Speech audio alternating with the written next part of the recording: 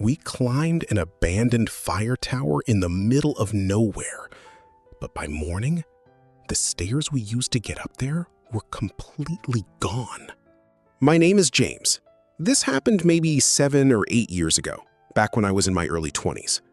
I had a friend, Charles, notorious in our group for finding cool places to explore. Abandoned buildings, old factories. If it was somewhere you weren't supposed to be, Charles had already been there. He spent a weird amount of time on Google Earth and niche urbex forums, always hitting the group chat with screenshots. Most guys would say, that sounds insane. I'd say, when are we going? We had similar risk thresholds, led to great memories, and a few situations I look back on and wonder how we survived. This is one of those. One weekend, Charles texts me about a fire lookout tower he found, deep in a forest not far from us. I wish I could remember the name. He said it was decommissioned years ago, sitting in the middle of nowhere, untouched. He was convinced we could hike out, climb it, and spend the night up there. I was skeptical. Things like that are usually fenced off. But the idea of being 70 feet up with a 360-degree view? Incredible. We picked a weekend. Charles planned everything. 3-hour drive, 4-mile off-trail hike. We got into the woods Friday afternoon, and I was astonished when we actually found it. Seeing it through the trees? No fucking way, I blurted out. It was massive. Even more astonishing? Zero protection. No fence. Just sitting there waiting for us. The cab at the top was a small square room, windows on all 4 sides, metal staircase zigzagging up, vertical ladder for the final stretch. Looked untouched for decades. Lower railings bent, missing, graffiti on the beams. Honestly, it did not look safe to climb. Charles was giddy. I was hesitating. He started climbing before I could talk him out of it. I yelled, "Be careful," which slowed him down. What the hell, I thought. Stop bitching. We climbed carefully. Most steps solid, but spots where bolts rusted through, steps wobbling. The vertical ladder section near the top, 20 feet of straight climbing inside a narrow metal cage, was the sketchiest part. Adrenaline rush was insane. But the view from the cab? Unreal. Miles in every direction. Timed perfectly for sunset. There was a wide wraparound walkway. We cracked beers, enjoyed the view. Sun went down, orange to purple to dark blue in minutes. Once the light was gone, the forest below was just a black mess. No lights anywhere. Stars were incredible. Best I've ever seen. But being alone out there in the dark, it freaked me out. Weird not seeing anything despite knowing the forest was right there. Charles could tell I was antsy, started messing with me, grabbing my shoulder. Then he smacked his metal water bottle against the tower. Clang! An incredibly loud, echoing clang in every direction. Heard for miles.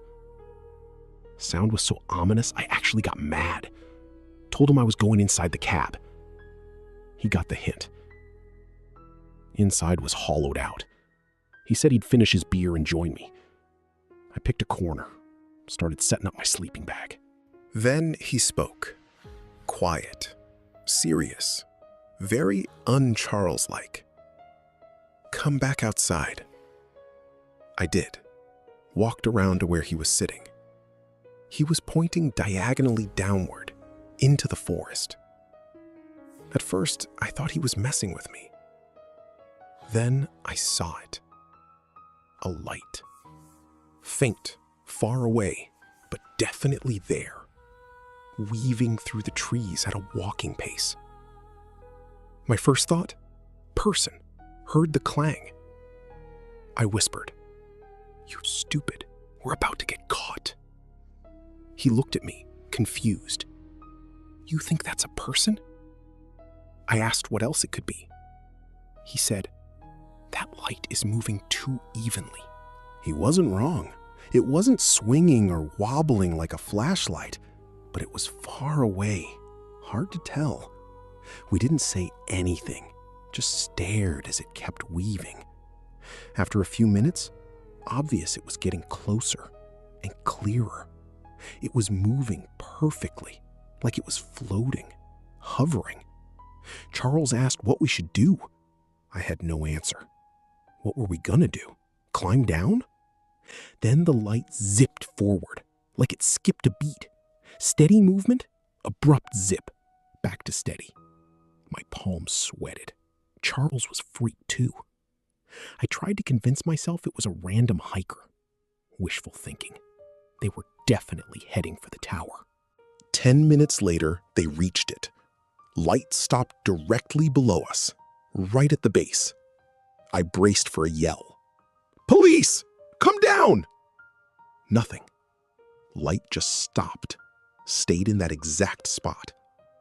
From our vantage point straight above, we could see the light source, but not whoever held it. We watched for 30 minutes, whispering.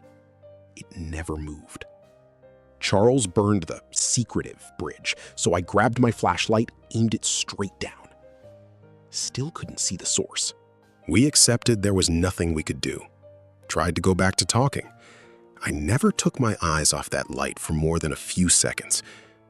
Charles thought it was an LED placed to mess with us. Who the hell would bother doing that? Then Charles said he was going to climb down and check. I said, "That's insane. Inviting trouble. Dangerous." As we argued, I glanced down. The light was gone. Just darkness. I frantically scanned the emptiness. Nothing. Charles seemed relieved. See, they left. I was more freaked out. The thought that someone could be down there now and we couldn't see them? Terrifying. Charles said we'd hear if anyone climbed the ladder. Guessed it was true. But I was unsettled. Suddenly, I didn't want to be in the open air. Suggested we wait out the night inside the cab. He agreed. We went in, set up sleeping bags. Neither of us slept. That was suicide. Staying awake was the right call. 20 minutes later, noises. First, metallic clangs, echoing up through the steel frame. Not footsteps. I was listening specifically for footsteps. This wasn't that. Sounded like someone striking a support beam with a wrench or crowbar. A few minutes later, grinding sound. Metal twisting against metal. Lasted a good few seconds.